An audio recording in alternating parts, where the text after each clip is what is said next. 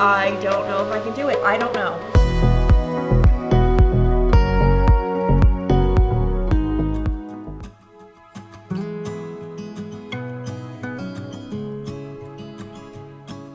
Good morning, guys. Today is a riveting one, and I am performing my civic duty for the first time ever, and I'm going to jury duty, which I am really hoping to actually get out of. We'll see. Decker has a doctor's appointment later. Zach can obviously take him, but I have like 1,000,001 questions for the doctor that I'd prefer to ask, so we will see. I'm also not the confrontational type. Like, if they were literally like, does anyone, not that they would ever even ask this, but if they were like, does anyone have anywhere to be today at 2 o'clock? Like, my hands would be like literally like glued to like my legs. Like, I would never even raise my hand because I don't know. But I really might try to, I don't know. We'll see. I have no idea what the heck to expect.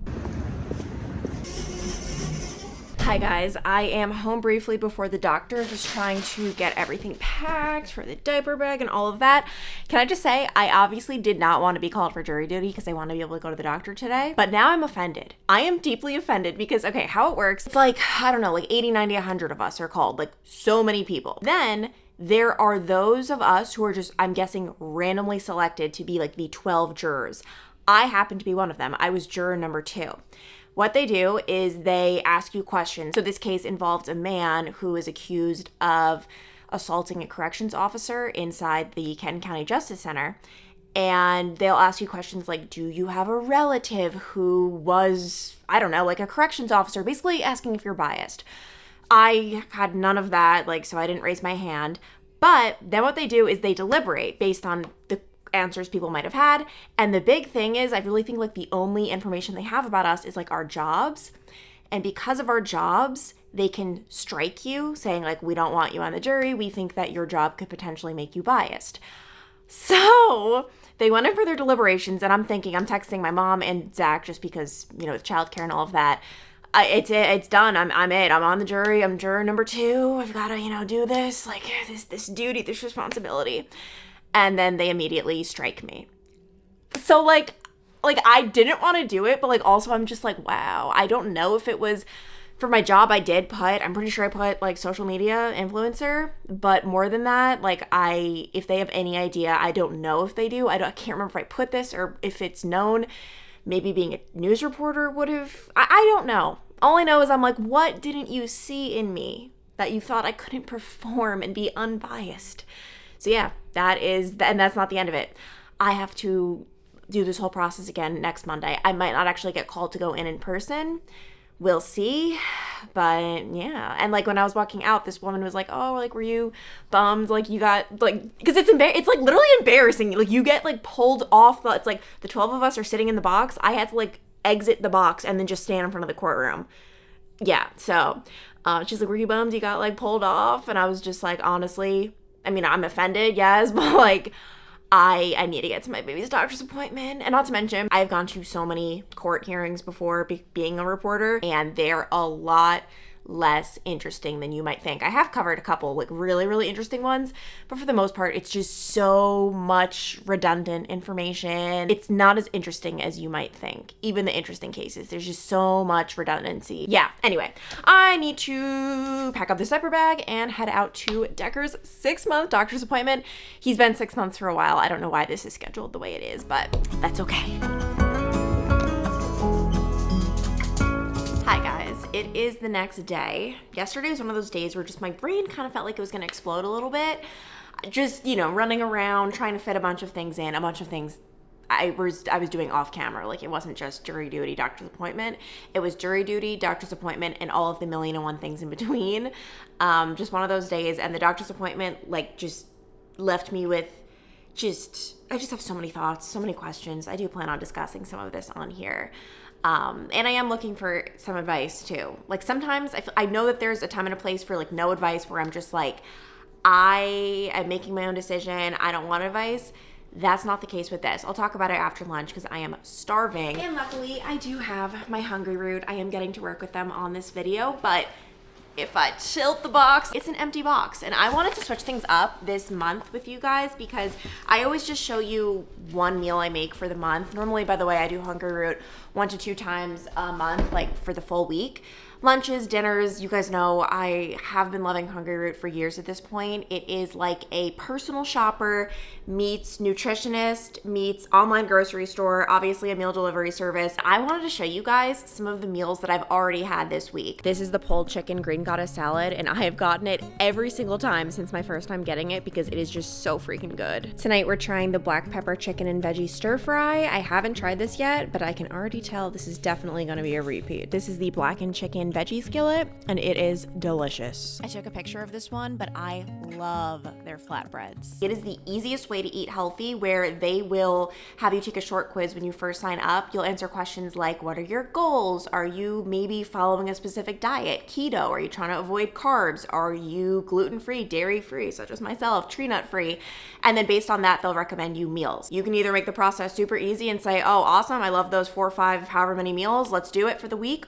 Or you can go into their database, they have like over 2,000 recipes, and choose your own. And quite possibly the best part is just how easy and simple it is. Like at the end of the day, when Zach comes home from work, we have like less than an hour before getting Decker to bed. It is the best feeling in the world to know that we are gonna have a delicious, nutritious, healthy dinner in less than 15 minutes. I seriously think this is like my 9th or 10th time making this. It's just so good. It's the chicken and corn cilantro rice bowl. And one thing I do want to note, this isn't like glorified fast food or takeout or anything like that. First of all, I mean, economically, it's way more affordable than if you were like going out to eat all the time, but also the ingredients are so good and good for you. They're very picky with where they source from, so you'll never see any foods that contain anything like high fructose corn syrup or artificial sweeteners or preservatives. All of the meat and seafood is top quality as well. You won't have anything that contains hormones, antibiotics. Like all of this is so good for you. It's guilt-free eating, and it just makes our weeks so much easier the weeks we have it. Honestly, the weeks we don't, we're scrambling just a little bit. It's hard with a baby, okay? But yeah, I'm gonna have a link below as well as a QR code on the screen. And you can use the code Clancy to get 40% off your first order, as well as a free gift in every single box for life. So I'll once again have that linked below, or you can go to hungryroot.com and take advantage of that offer. 40% off for like a week of dinners or however much. I mean, it's totally customizable, whatever you decide. Doesn't really get much better than that. Plus that free gift for life. That is amazing too. I am going to be so real with you guys. It was literally just like 6 days ago that I was 100% positive I was quitting breastfeeding. Like 100, like I was like, I felt like I couldn't even make it the 6 days because what I was waiting for was our 6-month doctor's visit, because I just wanted to run it by my doctor first and ask if she had formula recommendations and just like how exactly to wean, because I know weaning off of producing 40 ounces of milk, like you don't just cut it cold turkey. That's a great way to get clogged ducts and then eventually possibly mastitis, which is I've never had and I've heard that's a nightmare. But I was so positive, and I was just, oh my gosh, it just like hit me one day. I mean, the big thing was my goal with breastfeeding was I had like small goals. Like my first small goal was, first like a month, but then 3 months. And then my big goal was like 6 months. I will feel really happy about it, if not longer, but 6 months was a goal of mine. 6 months came, and I truly have just felt like really burned out with it. Where I'm just like, the time comes to pump and I'm just like, I don't want to have to stop what I'm doing. Like but that's not even the whole thing. It's like not even stop what I'm doing. It's like, oh my gosh, I would love to do this, but I don't, like the whole pumping schedule is like just getting in the way of me like leaving my house. Yes, I have portable pumps. Yes, that works, but then I have to get the milk to Decker. Like, you know what I mean? So I was positive. Then we went to the doctor yesterday, and Zach, who is 100% supportive of me doing like literally anything, asked the doctor like, what are the benefits and differences between breast milk and formula? And I've read all of this. I mean, like in my first month of breastfeeding, I would literally Google every single day. Even I knew the answers, but every single day I needed to Google benefits of breast milk to keep myself like to keep going, because it was a lot.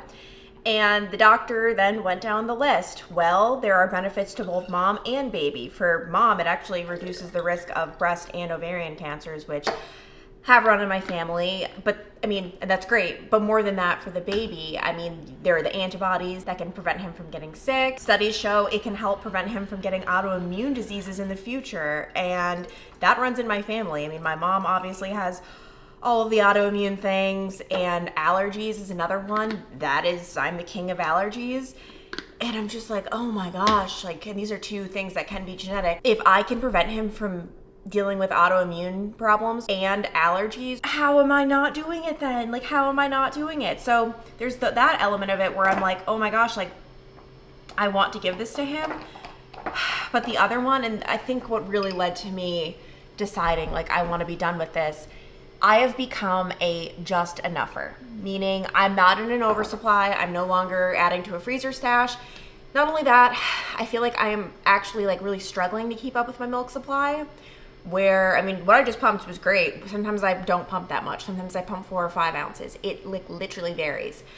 And it is so stressful to just be constantly wondering, like, how much am I about to pump? Is it going to be enough? Do I have to break into the freezer stash that is slowly dwindling away? And like, I just cannot even fathom, like, that there is a world where all I would have to do, and I'm not saying all I would have to do, there are struggles for everything, but like just formula, you pour the powder in, you mix it up, like that exists. And I'm jealous of people who say that they're doing formula feeding.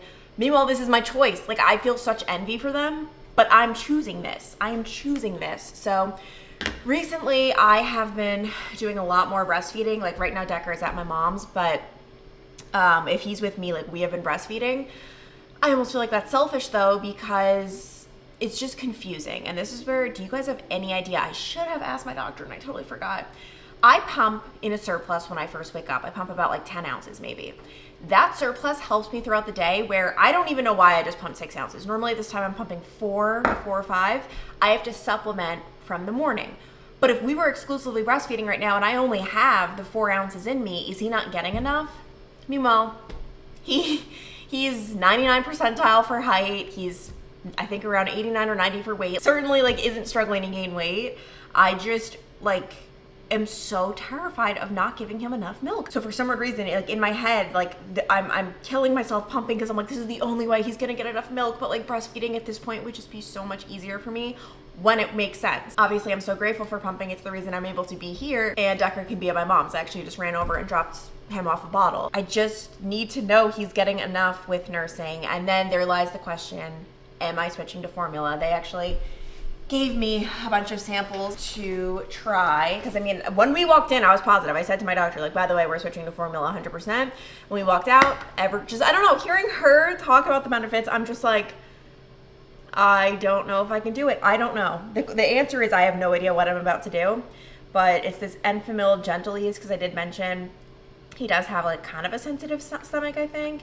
It expires in October, and by the way, they gave us quite a few of these samples. I know nothing about formula, by the way. It's funny, like, I've really only done any research on breast milk, so I'm just like I had to Google the other day, like, how do you even mix a formula bottle? Like, what do you do? Like, I feel so clueless when it comes to this. Does this last a week? Does this last a day? For Decker, this probably lasts a day. I came down here because Asher seemed lonely, but I am going to admit that there also is an element of this that is purely selfish.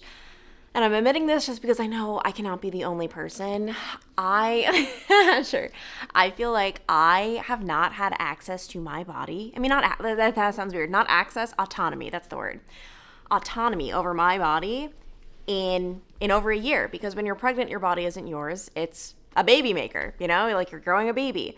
And then when you start breastfeeding, it's still not yours. You're just a milk machine, or that's what it feels like. And that's beautiful, right? Like, I spent the first few months, although it was hard, I'm like, oh my gosh, like, this is what I meant to do. But I just think I'm just starting to get so, like, I just am craving having my body back. Like, I'm craving, and that's selfish, in a very selfish way, like, if I'm being honest. And I just look at people who, and this isn't everyone, there's some people who love breastfeeding more than anything. But I look at a lot of people who they either never breastfed or they stopped, and I'm just like, I feel like they're in a whole different category where, like, they, what's it called, getting your pink pack? Like, they've got their pink pack. They are just flourishing. And with breastfeeding and pumping, it's just like, you're just still not you yet, or at least that's how it feels for me. And not to mention the whole pumping thing. If I'm spending 15 minutes pumping and then I'm spending another however long feeding Decker the bottle, it's very time consuming, but also just like taxing on like my brain. And I know I did that to myself. I know pumping is totally optional. It just, in the beginning, made me feel better about him getting his milk. And now I'm just curious, like, can I even go back to just breastfeeding? But also, like, any working moms know, like, you can't just breastfeed. Like, if I have to get stuff done, like, it's very helpful to be able to have Decker spend a few hours at my mom's. And to be honest, sometimes he is hungry after 2 hours. We follow a loose schedule, yes, but like, I'm not like, you know, he's crying for a bottle like an hour before his bottle's due. I'm not going to be like, you're not getting your bottle. Like, he's going to have a bottle an hour before. Some days I'm more hungry at certain times than others. So, yeah, all that to say, I think I'm just craving that. But I also have to remember that, like, this isn't forever either. And I will get my body back. I'm just wanting it back now, selfishly. But I will get it back eventually. And I'm not talking, by the way, like, physically or like looks or anything like that. This has nothing to do with that. If anything, breastfeeding burns an absurd amount of calories. I do eat them back so that I can make more milk. I'm literally just talking about, like, mentally. So that's where I'm at, where I am just clueless. And if you have any input or advice, I am seeking it. Personal experience. This is a judgment-free zone, by the way. If anyone were to ever be like rude in comments over anything, like, I will take care of it. Do not worry. This is judgment-free. Formula, combo, breastfeeding, like, all of it is wonderful. Seriously. That's also why I'm so caught up. Like, I'm like, why do I care so much? Because for anyone else, I cannot tell you how little, not how little I care in a bad way, but if someone's like, I'm doing just formula, my response is like, that's awesome. Like, I'm a formula baby. Like, I think it turned out okay. Like, so I just don't know why I am so caught up in this, but yeah, just being honest, and I would appreciate any and all feedback or input or advice that you might have.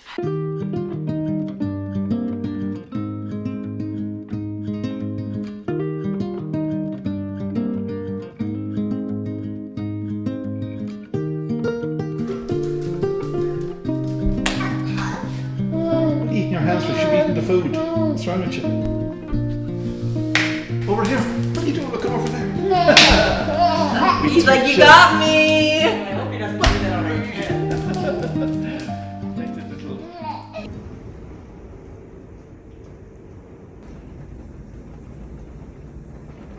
Morning, guys. Last night was absolutely insane. I cannot remember the last time we had a storm that bad. And by the way, we had severe weather like literally a week ago. But last night I woke up probably around, well, I have the footage, probably I think it was like 12:20 a.m. And one thing, like, Decker was babbling but not crying. And when he's babbling, I try not to get him because, like, I wait for a cry, right? Well, I got up and saw all of that lightning and, like, the rain was pounding into our house, the wind, all of that. I went and I scooped him up and we just, like, cuddled because I was, like, a little scared. I don't know. I just needed to be with him. As of now, I don't think any tornadoes were confirmed here, but, like, that was crazy. And today, I think I'm about to do a little workout downstairs, a little train well, and then we actually have an appointment. We are getting some imaging done for Decker at Cincinnati Children's, and that is at 1. But first, let's get in a sweat.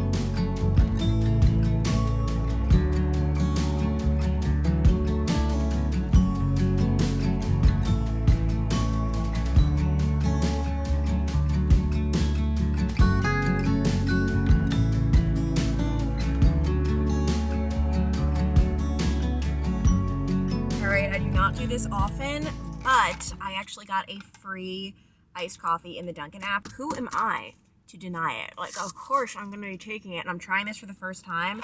This is a large cold brew with mocha and oat milk. I've never tried this. I always go for caramel. When I was pregnant with Decker, a decaf iced caramel macchiato was like my thing, but this is just way too expensive of a habit to get into. I think this would have been like, I don't know, maybe like $5. I went for the goal with a large, by the way, because it was free. So let's do a little taste test. I'm gonna be very disappointed if I don't like this.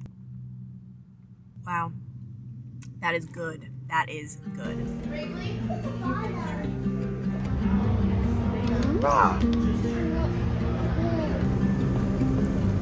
Just got home. Decker is currently sleeping. That is the one way to get this guy to sleep. Go in a car, because that will knock him right out. I'm currently cooking lunch, and we were just getting testing done for something our doctor wants us to be overly cautious about. So hopefully we'll get those results back soon. My hair is so greasy, it's not even funny. which is why, and actually I want to show you guys what I've been doing for my messy buns lately, because I feel like I've actually been liking the way they have been turning out. I mean, maybe you're watching this and you're like, that's the ugliest bun I've ever seen in my life, but I personally have been liking it. Oh, hello, Mr. Asher. Okay, so you take your greasy hair, needs no product because the grease is enough, and then what I do, I take my hair, and it turns out so much better if I start flipping it like here as opposed to all the way down here. I'll show you what happens if I flip it all the way down here. The bun is like, it's like floppy, right? And I twist kind of soon, get it like that. I like that. What I don't like is this. So what I do is I just drag it over, and then I take a clip, that's just the color of my hair, so you like don't even see it, and then I clip that. And then there you have it. I've been really enjoying the way these buns have been turning out, if I do say so myself. And it's so nice to be able to just wear like light jackets like this when going out. I'm just wearing this. I got from a local boutique. Jeans are Old Navy. Boots are actually from Hellloooo's, and this is the rainy outfit of the day. I think like we're in for possibly more severe weather tonight, which is crazy if it's anything like last night. Oh my gosh, I am not looking forward to that. We're really just gonna lean into the coziness of another rainy, possibly severe weather night. So I hope you guys enjoyed. Oh, I think I hear someone's awake. And we'll see you guys in the next vlog.